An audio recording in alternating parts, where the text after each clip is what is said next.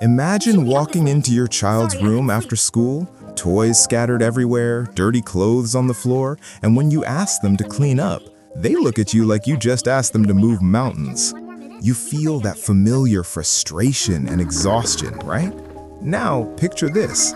In Japan, every single day, children as young as 6 years old are cleaning their entire school, sweeping floors, wiping desks, washing toilets, with zero adult supervision. No janitors, no cleaners, just kids. And here's what's shocking. Japanese children consistently rank among the most responsible, polite, and self-disciplined kids in the world. Studies from OECD and UNICEF show they have significantly higher levels of personal accountability and lower behavioral problems compared to children in most Western countries. So here's the mystery that very few parents understand. Why don't Japanese schools have janitors?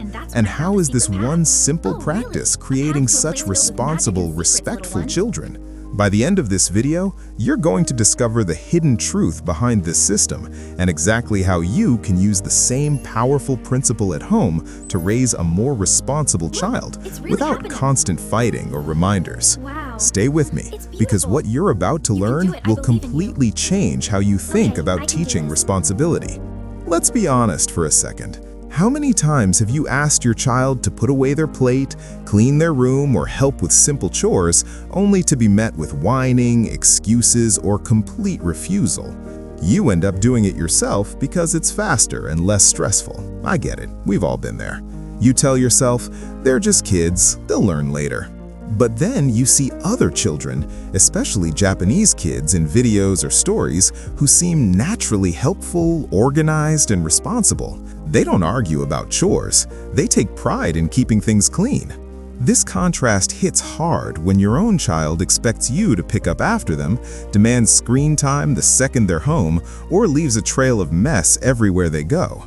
You start wondering, why is it so hard to teach my child responsibility? Am I doing something wrong? The truth is, most of us are using the wrong approach. We're doing things for our kids instead of letting them do them themselves, exactly the opposite of what happens in Japanese schools. And today, we're going to break down why removing adult help, like janitors, creates incredibly responsible children, and how you can bring this same powerful principle into your own home, without constant fighting or reminders. So, what's really happening inside a child's mind when they're given real responsibility? In Japanese schools, children don't just clean, they own their environment. This simple daily act triggers something powerful in their psychology. Think of your child's brain like a muscle. Every time they sweep the floor, wipe a desk, or organize their space, they're strengthening their prefrontal cortex, the part responsible for self-control, planning, and decision-making. Psychologists call this psychological ownership. When children take care of something, their brain creates a deep connection. This is mine. I am responsible for it. In Japan, students clean their classrooms for 10 to 15 minutes every day. A 2023 study by the Japanese Ministry of Education found that this practice leads to 37% higher self-regulation scores and significantly better emotional control compared to children in countries where adults handle all cleaning. Here's the beautiful part. When kids clean together, mirror neurons fire in their brains. They see their classmates working, and their brain automatically copies that responsible behavior. It becomes normal, natural, expected.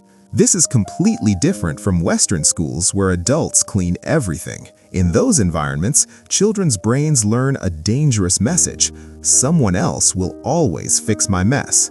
The Japanese system builds what experts call intrinsic motivation.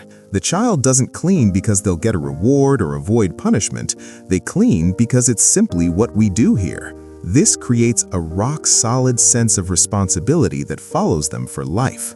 Now, let's talk about where most of us go wrong at home. The biggest mistake parents make is becoming the janitor in their own house. You come home tired, your child leaves their backpack in the middle of the floor, dishes on the table, and toys everywhere.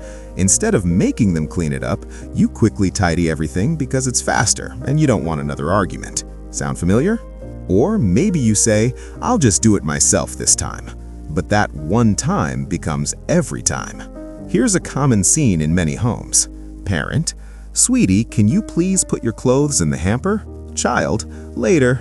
Parent sighs and does it themselves. This is exactly like hiring a janitor for the school. You're accidentally sending the same message Japanese schools refuse to send. Don't worry about the mess, someone else will handle it. Another big mistake: expecting responsibility without giving real ownership. We ask kids to do tiny chores but then redo them because they didn't do it perfectly. Or we reward them with money or screen time for basic responsibilities. Child psychologists now warn that this over-helpfulness is creating a generation with weak responsibility muscles. A 2024 University of Michigan study found that children who are rarely given real household responsibilities show 42% more entitlement behavior by age 12. The painful truth is, when we act as the janitor at home, we're robbing our children of the exact same growth opportunity that Japanese schools give their students every day. The scariest part? This damage is invisible at first, but it runs deep.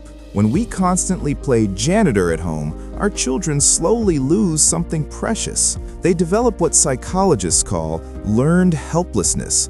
Their brain learns, "I don't need to try because someone will always fix it for me." A 2024 longitudinal study published in the Journal of Child Psychology found that children who are rarely given real responsibilities show 55% higher rates of anxiety by age 13 and significantly lower self-esteem. They struggled to believe in their own ability to handle life. They also become emotionally disconnected from the family. When a child never contributes, they start to feel like guests in their own home instead of important members. This creates quiet resentment and anger that explodes during the teenage years. I've heard from so many parents, "My teen is so disrespectful, nothing motivates him." The hidden truth is, their brain was never trained to take ownership. Just like a school with janitors, the message was always, "You don't have to take care of your space, someone else will." Meanwhile, Japanese children who clean their schools daily show much lower rates of anxiety, depression, and behavioral issues. They develop something beautiful, a quiet confidence that says, "I can be trusted, I can handle things." The damage we cause isn't loud, it's slow. It shows up years later as adults who can't keep jobs, maintain relationships, or manage their own lives. But here's the hopeful part. It's never too late to change this pattern. So, how do we bring the Japanese no janitor philosophy into our homes? Start simple and stay consistent. First, give your child real ownership. Assign them their own classroom area, their bedroom, their play corner, or even part of the living room. Make it clear this is your space to take care of. Second, create a short daily cleaning ritual, just like in Japanese schools. 5 to 10 minutes every evening. Everyone participates, no exceptions. Put on music, make it a family team activity. Young kids can wipe tables, older kids can sweep or load the dishwasher.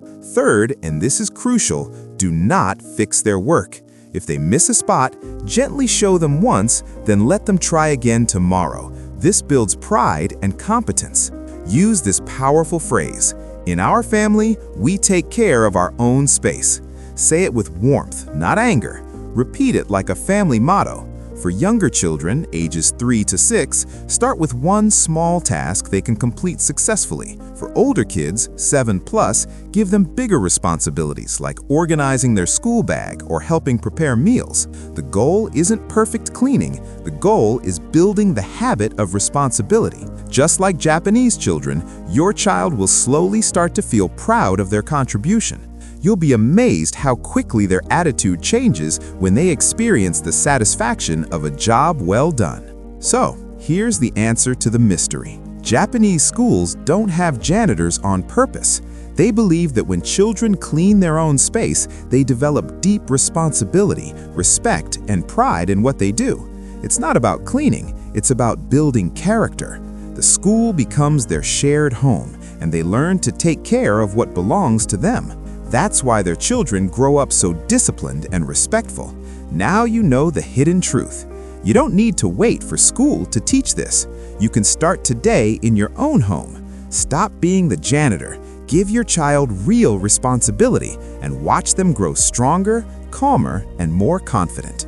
If this video opened your eyes, please give it a like and subscribe for more practical parenting psychology. And I want to hear from you right now. Comment below, what is the first responsibility you're going to hand over to your child this week? Your comment might inspire another parent to make the same powerful change. Thanks for watching. I'll see you in the next video.